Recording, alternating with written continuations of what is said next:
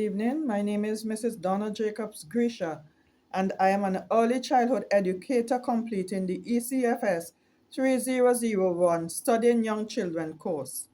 Throughout this assignment, I engage in structured observation of young children to better understand developmental process and appropriate assessment practices. In this video, I will present my observation on one child using the alias Mia Ballantyne. I will cover her biological background, the date and time of observation, the developmental domain observed, the activity during which the observation took place, the observation tool used, the rationale for selecting that tool, and the limitation of the technique.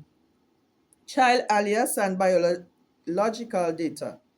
The child observed in this is alias Mia Ballantyne, used to protect confidentiality. Mia is 4 years old and is from the village of Mesopotamia. She lives in an extended family household with her mother, aunt, and grandmother. Mia enjoys participating in creative activities, especially art, but has demonstrated some difficulty manipulating small tools such as scissors, date and time of observation. The observation was conducted on February 27, 2026, from 10 a.m. to 10:30 a.m. during her scheduled art class session. Developmental domain of focus. The developmental domain observed was physical development, specifically fine motor development.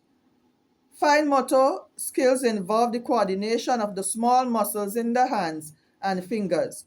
These skills are essential for tasks as writing, drawing, cutting, buttoning, and other classroom and self-care activities.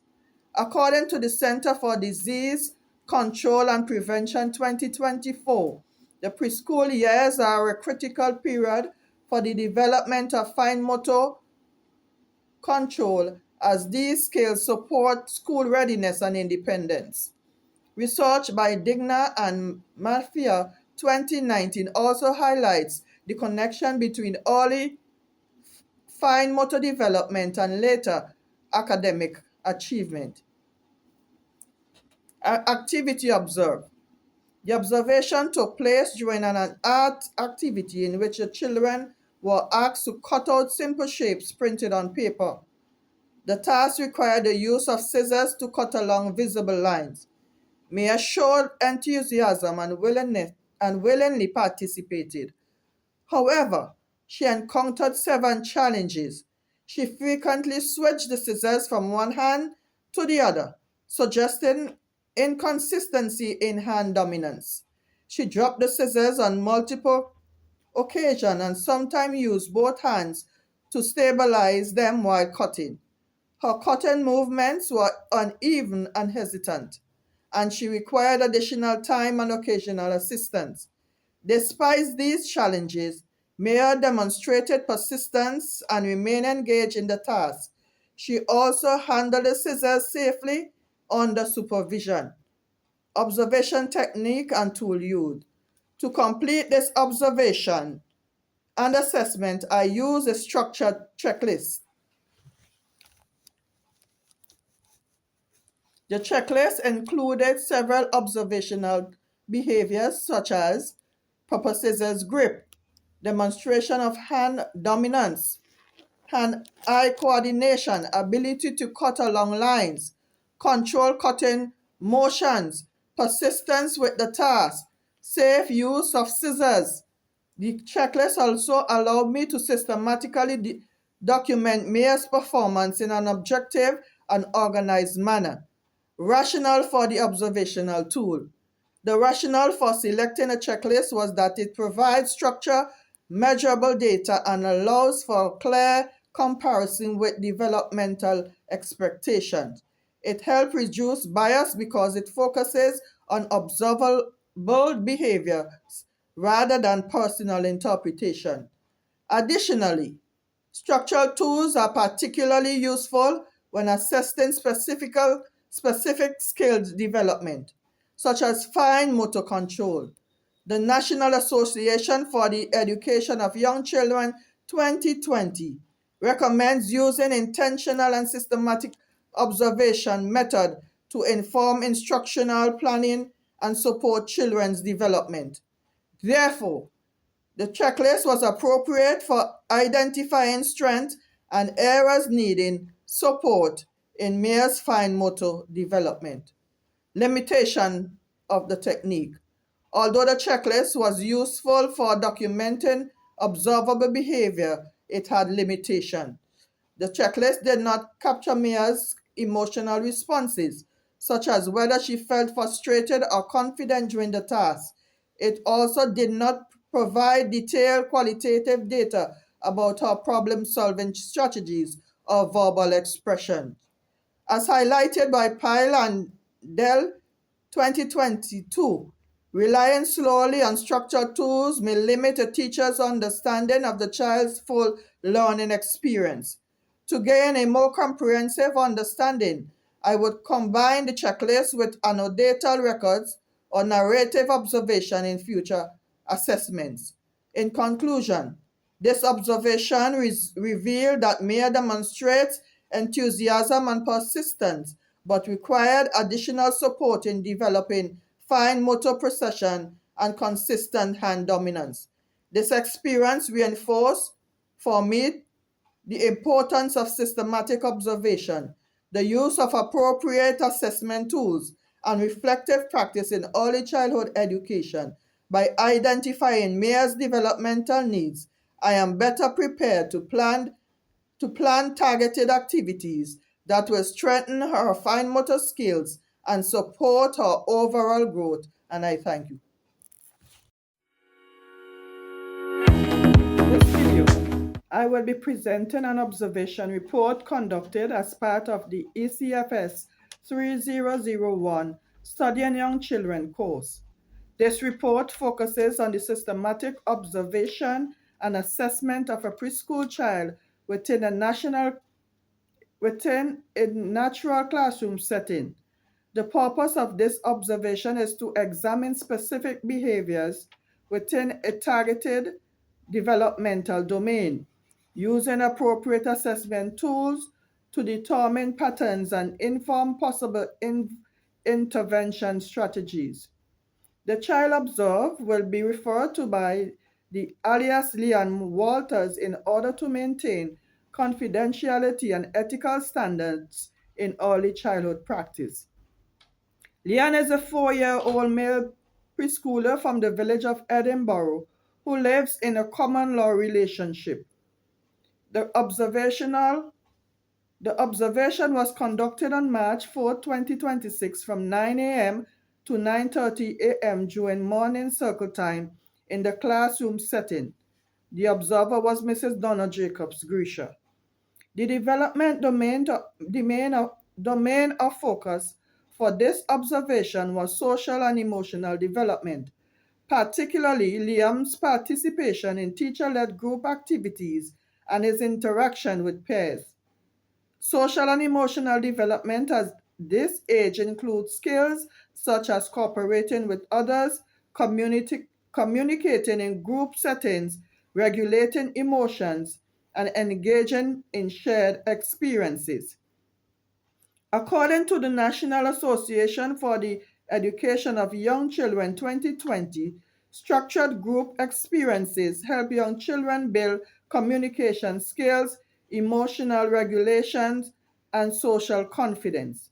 Limited participation in such activities may indicate developing social anxiety, shyness, or a preference for parallel play.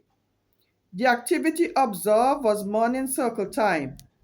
During this session, children engage in cooperative group singing, storytelling, and teacher-led decision designed to promote social exchange and cooperative interaction. These activities require children to sit together, participate verbally, respond to questions, and engage physically in group movement songs. The targeted behavior identified for this observation was Liam's avoidance of teacher-led group activities, specifically I focus on three observable behaviors. One, refusal of peer or teacher invitation to participate. Two, physical distancing of more than 1 meter from peers. And three, lack of verbal participation during group discussion. Throughout the session, Leon remained at the border of the group and avoided eye contact. He physically separated himself from peers and did not respond verbally when invited to join others on the carpet. During a collaborative action song, he moved backwards, creating visible space between himself and his peers.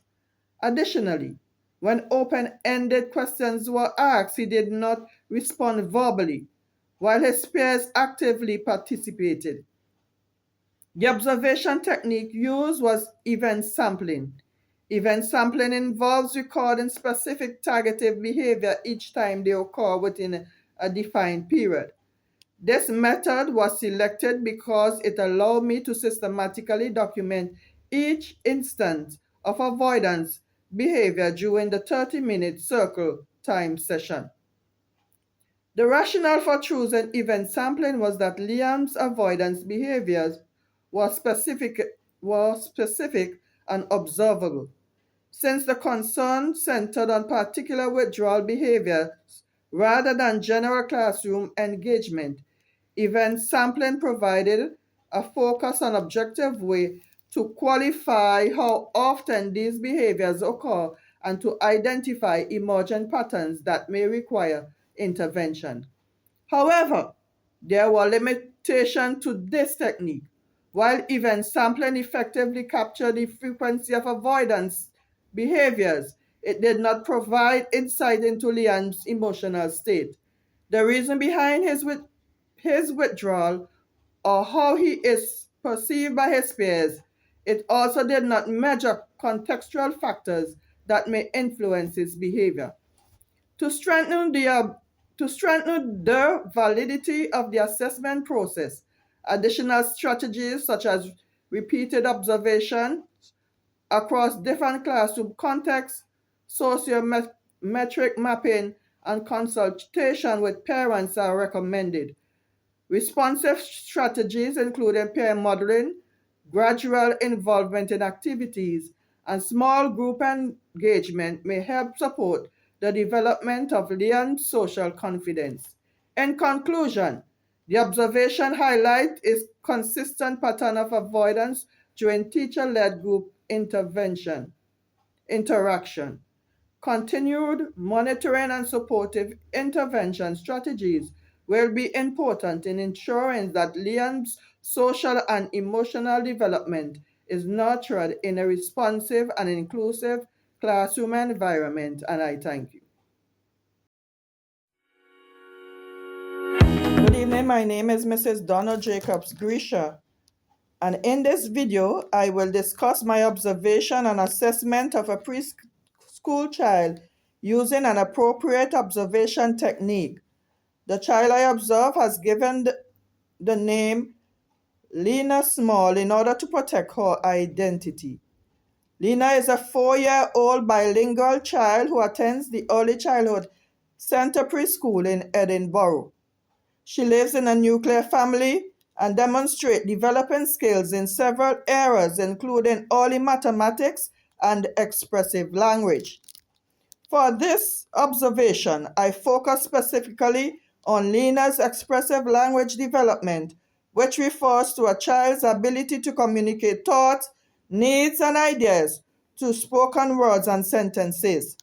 Expressive language is an important aspect of early childhood development because it supports children's social interaction, learning, and cognitive growth. In this video, I will examine Lena's expressive language development by discussing the observation conducted during snack time, the rationale, explaining the running record technique used to collect the data, and discussing the strengths and limitation of this method in assessing her communication skills. Time and date of observation. The observation took place on March 11, 2026, during the snack period from 10 a.m. to 10:20 a.m. The total observation time was 20 minutes. Development domain of focus. The development domain examined in this observation was expressive language development. Expressive language involves the child's ability to use spoken words, phrases, and sentences to communicate with others. The domain is especially important for bilingual children because their vocabulary and sentence structure development as they learn to use and organize words from more than one language. Activity during observation. The observation was conducted during snack time when the children were seated at the table eating apples, crackers, and drinking juice. This routine classroom activity created a relaxed and natural opportunity for Lena to communicate with her teacher and the peers. During the observation, Lena used short but meaningful sentences to communicate her needs. For example, she said, "I want water, more juice please, and finished crackers." Her speech was generally clear, and she was able to respond appropriately when the teacher asked direct questions. Although Lena understood what was being said and listened attentively to others, her language was mostly simple and brief, and she used limited descriptive vocabulary or longer sentences. She also participated less frequently in spontaneous conversation with her peers. The observation technique used. The observation technique used for this study was a running record. A running record involves writing a continuous detailed account of the child's action and spoken language over a specific period of time. This method allowed me to capture Lena's exact words and interaction during snack time. The rationale for choosing this technique. The running record was chosen because it is an effective method for observing language development and social interaction in young children. This technique allows me to record verbatim speech and communication patterns, which helps provide a clear picture of a child expressing ideas and interacts with others. Using a running record made it possible to document Lena's sentence structure, vocabulary use, and communication responses within a natural classroom setting. The limitation of the observation technique. While the running record provides detailed qualitative information, there are some limitations. I must focus carefully on recording the child's actions and speech, which can make it difficult to capture every behavior or environmental factor occurring at the same time. Additionally, because I was concentrated on one child, other classroom interactions may not be documented. In conclusion, this observation provided valuable insight into Lena's expressive language development within her natural classroom environment. The running record allowed me to document her communication patterns, including her use of short sentences, requests, and responses to questions during snack time. While Lena demonstrated clear speech and comprehension, the observation also showed that her language use is still developing, particularly in the areas of sentence length, descriptive vocabulary, and spontaneous conversation with peers. Overall, this observation helped me better understand how systematic observation techniques can be used to assess children's developmental progress and guide teachers in supporting language growth in the classroom. And I thank you.